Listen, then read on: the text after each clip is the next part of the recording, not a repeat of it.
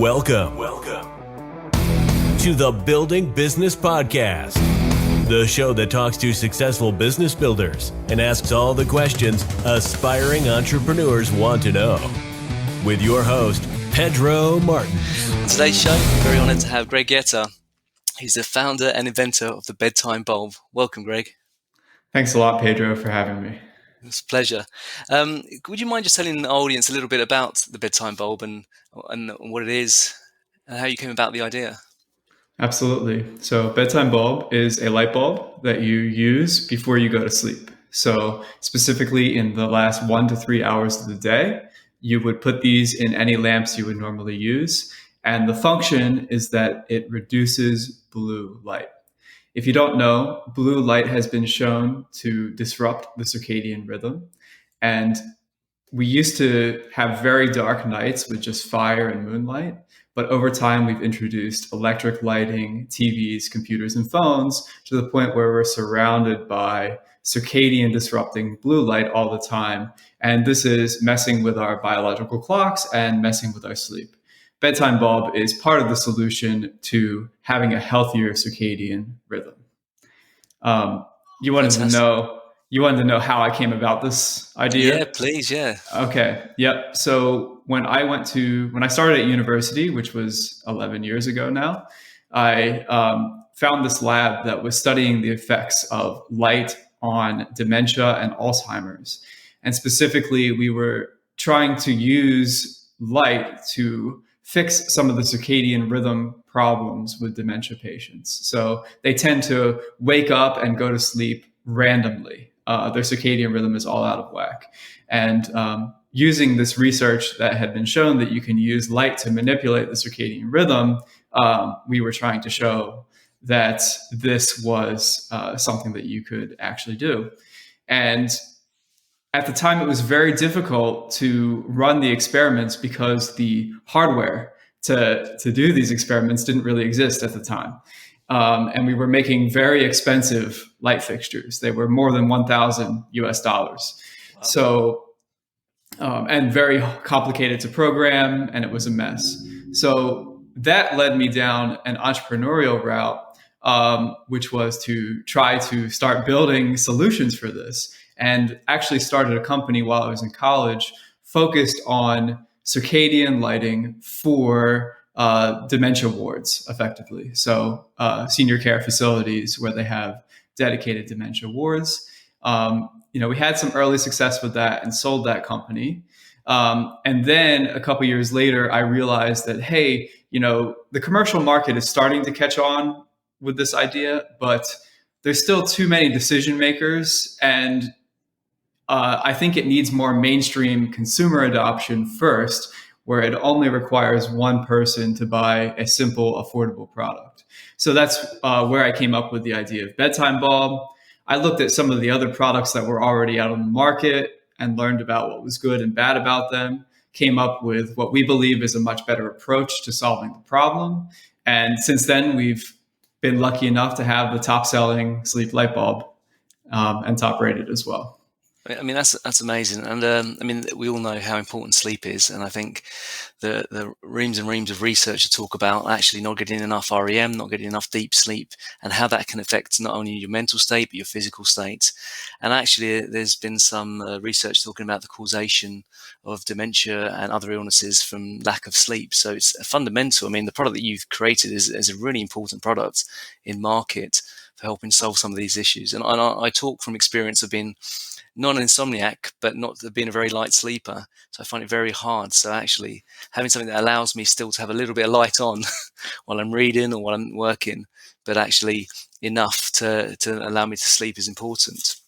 And I wanted to ask, in terms of that Definitely. process, you talk about, so you're at college, you started the business, which is fantastic. Then you started to develop this product.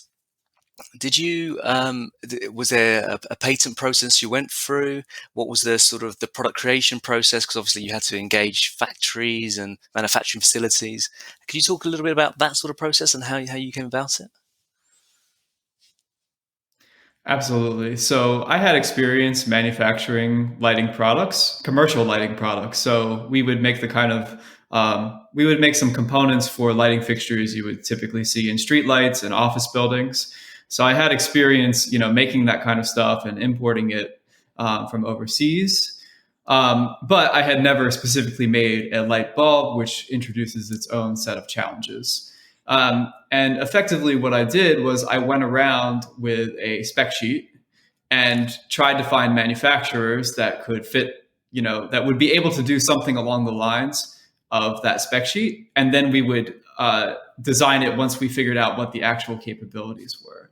And it took a lot of trips to Hong Kong and, a bunch of trade shows and Alibaba, which is a waste of time, by the way.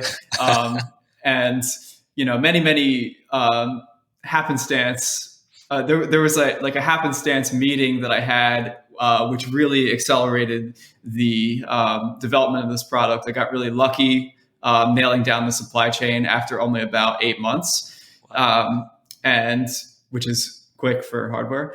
And we made the first 1,000 units, got our first 50 customers, and everybody seemed to like it. And then we decided to sell on Amazon, and that's still one of the places we sell a lot of product, and it's worked out quite well for us.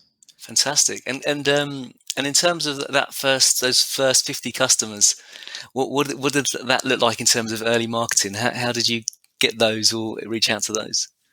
A lot of it was going on Reddit forums, like really nerdy stuff like flashlight forums, or there's actually a forum called LED Strain where it's people who are complaining about there's some kind of unknown problem with some LED lights that some people experience.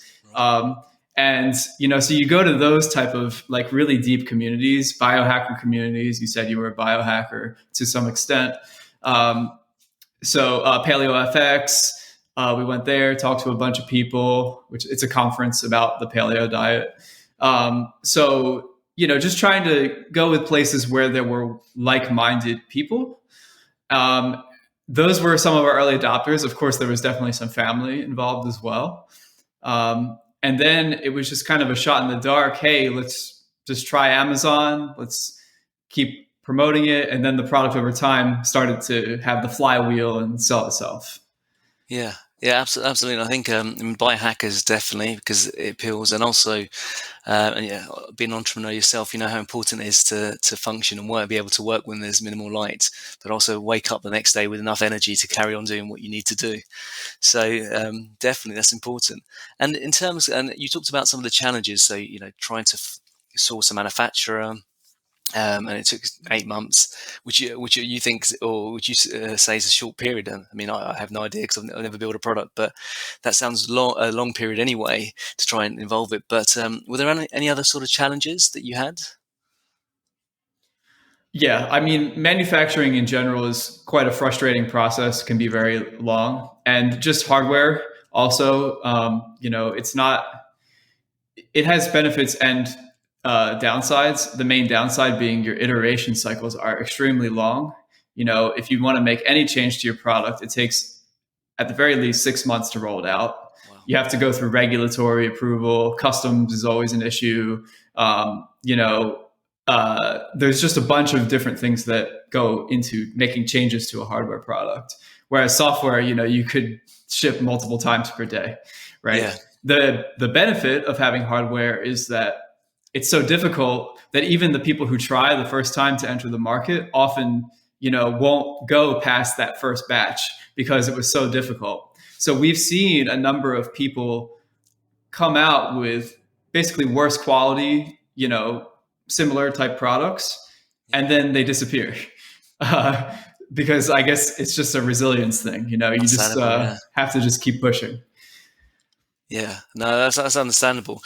And I think the other question I had sort of was around learnings that you had from going through this whole process. And I know you started and sold a business before, and I just wondered what sort of learnings you have in terms of starting these businesses and building them. A lot. The one thing I would say is that I'm very much a believer in lean. There's some concepts that I really like to talk about, which are the minimum viable product and the Toyota production system. I think that anyone going into startups, no matter if it's hardware or software should learn these things, because they are pivotal, and they will really help you focus on what's important, understand how your processes work, and understand ultimately how to scale things in a way that is very lean.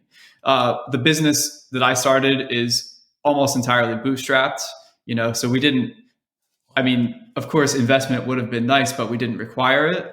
And, now a couple of years later, we're in a good financial position, and I still own 100% of the company. Wow, that's amazing. Especially in this day and age where there's so many startups with so much investment. Absolutely. Yeah. Wow. And It's not a bad thing, though. Just, yeah. There's a time and place for everything. A lot of startups need investment, and it definitely has its place. It's just not every startup needs it. No, of course. And obviously I know the minimum viable products, but I was not familiar with Toyota production system you mentioned. Can you expand a bit more on that? Sure. So Toyota, obviously the car company, right? They effectively invented this whole idea around lean, and it grew out of being a very cash-strapped car company in a very resource-strapped country following the Second World War. So Japan, right? So it was hard to get access to steel production.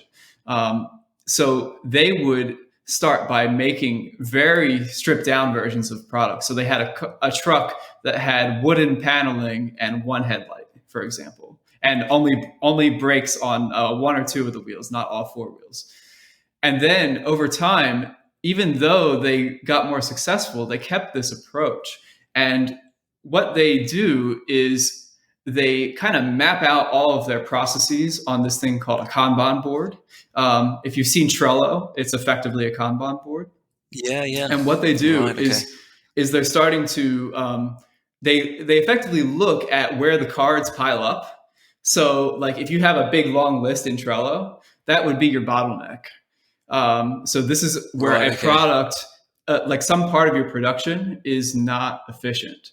I made a video about this. It's on my YouTube channel that dives more into this. But effectively, it's about this kind of like you have this visualization of your process, and then you keep identifying where your bottlenecks are, and then you fix those, and then you go on to the next thing. And then over time, that's how they've come to make some of the highest quality cars at affordable prices. Right, interesting. Okay, that's really interesting. I'll have to have a look. I'll ask you for your YouTube details at the end. Actually, it'd be good to share with those. I think a lot of our listeners would love to hear more. And then there's just a few more questions. It's sort of quick fire round, but it's not really that quick. It never is.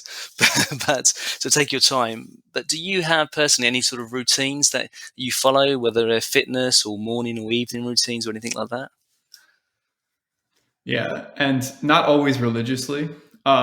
But I will say that, the two things that I try to do every weekday, I try to do 50 pull-ups. So not in one shot, obviously, but that's just one exercise routine. It's a very minimal exercise routine that you can do basically anywhere.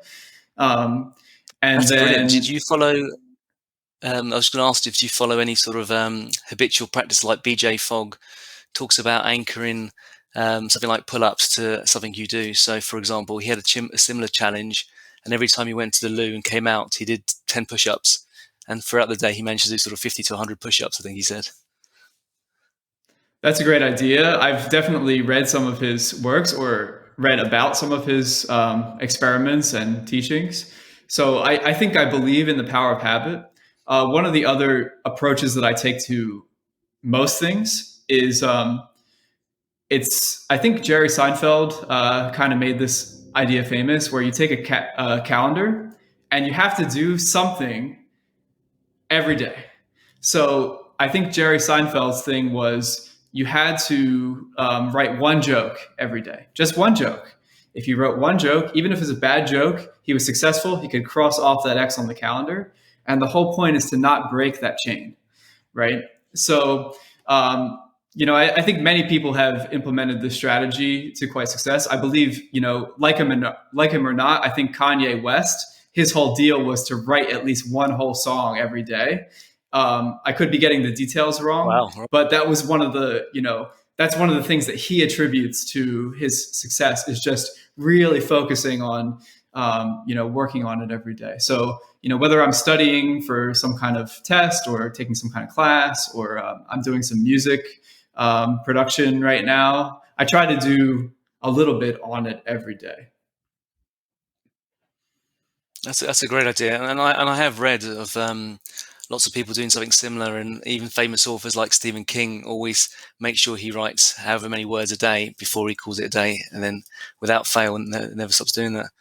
Brilliant. And then a couple of things just in terms around resources for you as an entrepreneur. What sort of things did you find useful, or books or resources that you've come across? Okay, there are three books that I really like to read that I thought helped me through my entrepreneurial journey. So the first one would be The 4-Hour Workweek. And not to say that you should religiously practice everything that's in that book, but it gives you a different perspective on doing work. I think everybody should read The Lean Startup by Eric Ries. And it gives... before you read the Toyota production system stuff, this is like kind of an introduction to lean, and Right. maybe a bit more of a modern take on it. And then there's this book called Essentialism, and the guy's name is Greg McKeown. I'm not sure if I'm pronouncing his name correctly, but this is a book about minimalism, effectively. But it was for whatever reason, it was a book that really drove home the concept of the minimum viable product and lean startup to me. Because when I started out, I definitely didn't get it, didn't really believe it. And I see a lot of people starting out wanting to, build the rocket ship before they even have their first customers. To hark on that, Bedtime Bulb, we've been selling this product for 2.5 years now. This is our MVP. So we're still selling our MVP 2.5 years later. And we have more products coming, but it was remove all unnecessary features. Brilliant. Do you want to talk about what those products are, or are they still top secret at the moment? I can just talk generally. So our mission as a company is to help more people get a great night's sleep, and to do it without drugs. To do it in ways that are, you wouldn't have to go to a doctor for. So some more of those products would have to do with light. They're a more holistic view of light, and they address some of the edge cases. Let's put it that way. But we're also looking to help more people, even if they never become paying customers. So there will be some app-focused products as well in the future. Really want just people to understand how different things like caffeine and food intake affect their sleep. Yeah, absolutely. Fantastic. I mean, I'm really excited about that. And I'm sure a lot of people will be. And because a lot of listeners of the show are aspiring entrepreneurs, do you have any advice that you'd gift to these aspiring entrepreneurs? Absolutely. So, I think a lot of people want to be entrepreneurs, and it's a very sexy thing, right? What's interesting is that entrepreneurship is about at its lowest state ever. Like, even compared to, at least in America, and I'm sure it's similar in the UK and other places, there were more entrepreneurs and business owners in the 1970s than there are today, right? So entrepreneurship is like this cool word right now, but really there's a lot less of it happening. What I would say is you should identify the problem spaces that you're really interested in. And I wouldn't necessarily recommend starting a company unless you have absolute conviction that you know exactly what you want to do and you've tested that with your market. I would actually recommend for most people to go get experience at a company that's in the space that you want to work in first. Because I think you see firsthand what the problems are with a company that already has paying customers. Great advice. Absolutely. That's brilliant. And then I borrow this one because you mentioned it from Tim Ferriss, which is there any other message that you'd like to put out there to the world at large that doesn't have to relate to the business or entrepreneurs in general, but something you think is an important message that you'd like more people to know or hear or believe? Absolutely. So sleep is very important, and especially for entrepreneurs, there's a lot of this stuff about hustle culture out there. And I think it's really damaging. We know that sleep not only causes things like, making you not feel as great and, potentially causing accidents, but it can also cause long-term damage. Poor sleep is implicated in things like diabetes, cancer, Alzheimer's disease. And so you really, even in your 20s, you think you can, sacrifice sleep to keep working on your company or pull that all-nighter or go out to that party. And like, hey, I've been there, right? Try not to do it because it's causing long-term damage. And as somebody who's an optimist, like I want to live as far into the future as I reasonably can to see all the cool stuff that entrepreneurs create. So, I do work hard, but I also try to sleep well at night. And most nights that does happen. Fantastic. Very, very wise words, I think. And just one last question, Greg, just before I ask you where people can find more about you and your company. Can you share a little known fact about yourself with our audience? The first word that I actually spoke was light, according to my parents. And I've always kind of had this interest in lighting. Did a lot of stuff with lighting before I got to college, and I'm still somehow doing it. Brilliant! It's like you were fated to head into this direction, I guess. And if people do want to find out more about Bedtime Bulb or about you, where can they go? Okay, so Bedtime Bulb, that's our product right now. They can go to bedtimebulb.com, just one word. And in the UK, Bedtime Bulb is only available on Amazon. In the US, you can buy it from our website or on Amazon. That will change in the future. You can also check out my website, which is gregyeutter.com. I'm sure Pedro will spell that out somewhere. And show notes. That has links to pretty much everything else that I work on. I have a YouTube channel where I talk about entrepreneurship and sleep and some of the other projects that I've dealt with. So, bedtimebulb.com and gregyeutter.com are the two places I would send you. Fantastic. And I know you're based in the US at the moment, but you mentioned having ambitions to come to the UK. Yeah, absolutely. So a couple of reasons, I usually travel a lot. It's been like a year since I've traveled, which is insane. But actually the last international trip I took was to London. And the couple times I've been there, it's been my absolute favorite city. I really like the vibes in London and want to explore more of the UK. We're also involved in a startup accelerator based out of Sheffield right now, Sheffield Hallam University. And interacting with a bunch of really interesting people. I really like the approach to entrepreneurship in the UK. I think there's a very down-to-earth kind of practical nature that sometimes you don't get here with some of the startup scenes. So, I just want to grow my network and explore a little bit. Well, Greg, we'd love to have you here, so that we'd look forward to that. And I see you got my memo about the black shirts. I'm glad you wore it. It's like team colors. It's good. Yeah. I think the last time I didn't wear a black shirt was 3 or 4 years ago, maybe. So it's been a while. It's like-minded. I like it. So, Greg, thank you so much for your time today. And I look forward to catching up again in the future. Likewise, Pedro. Really enjoyed it. And I will definitely see you when I come to London. Yeah, see you then. Thanks for listening. And for all show notes, visit www.buildingbusinesspodcast.co.uk. See you next week.